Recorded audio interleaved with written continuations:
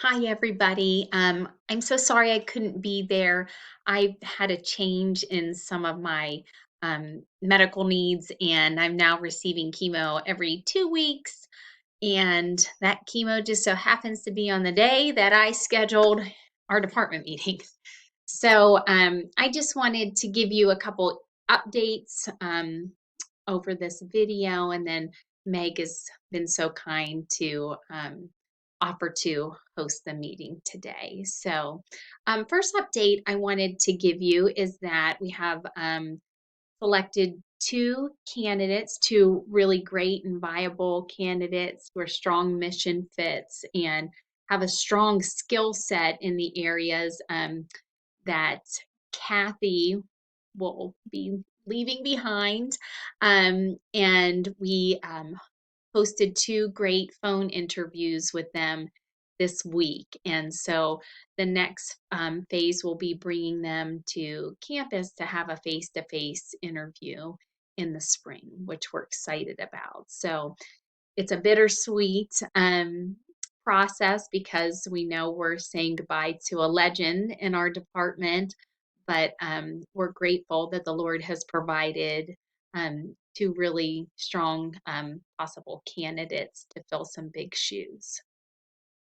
I wanted to let you know that I'll be sending an email soon as I hear from Ann Delaney about advising that will occur in January. I'm sure that's going to occur probably right around when I'm going to need to have surgery. So I likely will not be able to be there, and I apologize in advance. But I'm hoping between the undergraduate faculty, you'll be able to fill those time slots. And hopefully it won't be too much because I'm sure everybody will be able to divide it up and make it quite doable. The other thing I wanted to let you know, we won't have a January department meeting. We'll just fast forward right to February because January is so darn short. Our February meeting is going to be on the day of our SOP meeting. So our SOP meeting is on February 10th. So we're going to do the same thing that we're doing today. We're going to directly follow the SOP meeting. And so our meeting will be at noon on February. I'll let you know exactly where we're going to meet. And joining us that day will be Dr. Claire Kilbane. She's going to do some more PD with us on integrated Catholic identity into our courses. And we're going to look a little bit more at the goals of the Profess framework and really looking at them to see if they make sense and how we could unpack them more in our classes so that they're actually deep and meaningful. And the cool thing about Dr. Claire Kilbane joining us that day is she's not just joining us for our 1 hour education department meeting. She's coming to deliver the Friday academic lecture.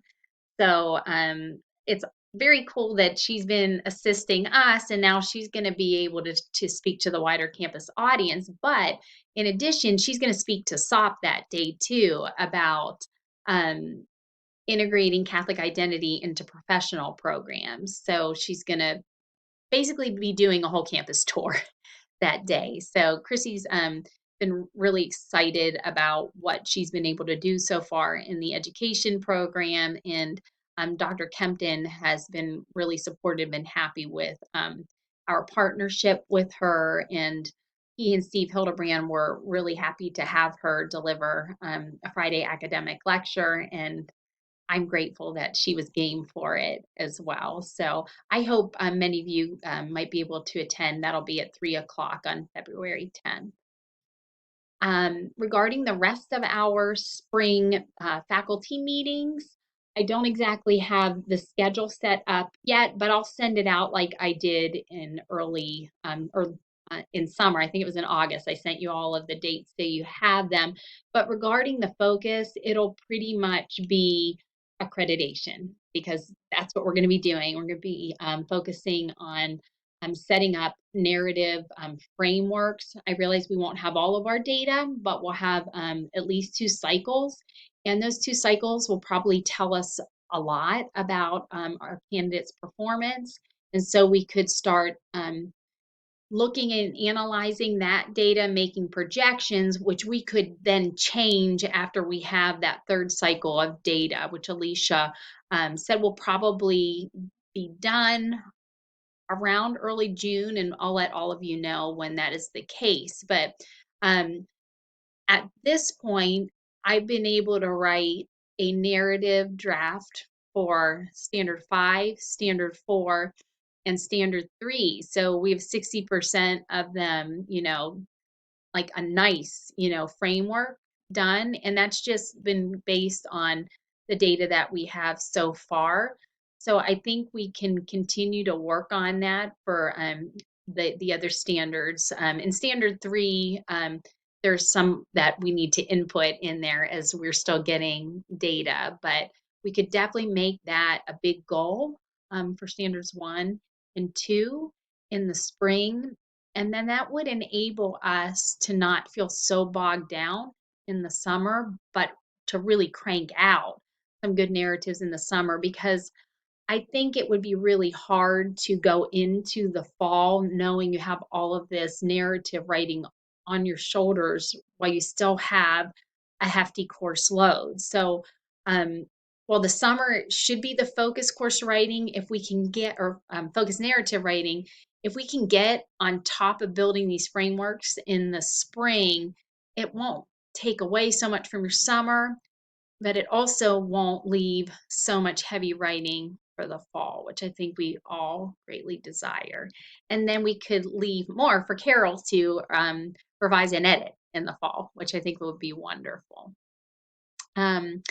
I think that that is everything. I'm going to hand this over to Meg, and what Meg is going to start out with is she's going to show you a panel discussion that I hosted with alumni of both our undergraduate and our grad program.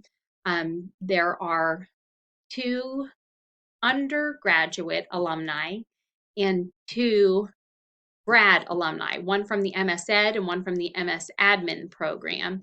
And there are several different questions I asked them on this panel discussion, and hopefully in the spring I'll show maybe some other snippets of the video. But the one question that I asked them that you're going to look at today is, what are things you've encountered in the field that you wished you would have learned while you were going through your Franciscan undergraduate or grad program? And I thought the feedback was really good. And these are, great, concrete, actionable changes that we could put into our programs or our coursework that could meet the needs of our candidates. So I hope you find it fruitful. It's about 20 minutes.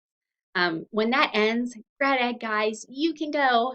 At the undergrad folks, we have to continue to have a little bit more discussion. That discussion will entail how we need to now approve diverse field, because Blackboard will be going away after the spring semester. And so we have to have an alternative means, and Canvas can't do what Blackboard did. So we have some ideas, and Meg's going to discuss that with you. And then we also want to have a discussion about requiring the students to take the OAEs based on what all of our peer institutions are doing, and the value it could also give to us to have a more representative sample of all of our candidates taking the OAE. So with that, Meg, here you go. Thank you. God bless you all. Have a happy and blessed Advent and a most Merry Christmas. Thank you guys for all the prayers.